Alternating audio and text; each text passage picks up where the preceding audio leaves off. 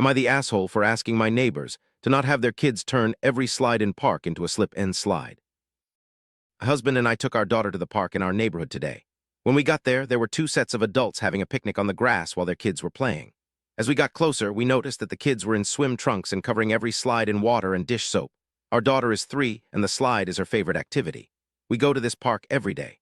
My husband and I watched as these older boys were going down these slides and then being launched into the wood chips at the bottom.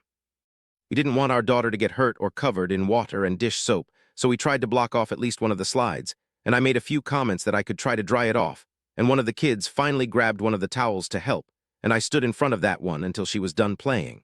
The parents did nothing. Just watched their kids take over the park and make it impossible for anyone that wanted to stay dry to play in that area. The kids even ran over to the parents to get more soap and water. We made comments about it being inconsiderate, but we were ignored and didn't want to start an argument in front of our daughter.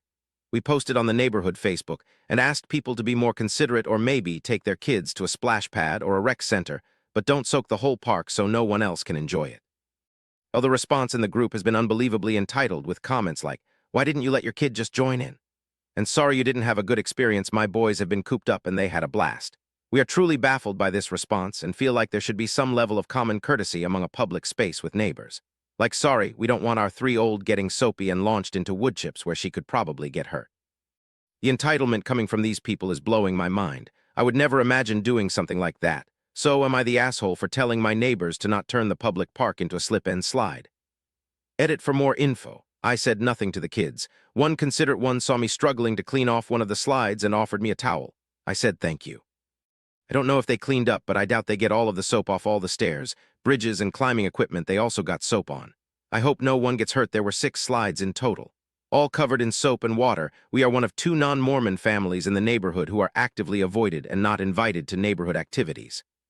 Update. I stopped by the park this morning to see if they cleaned it up and nope.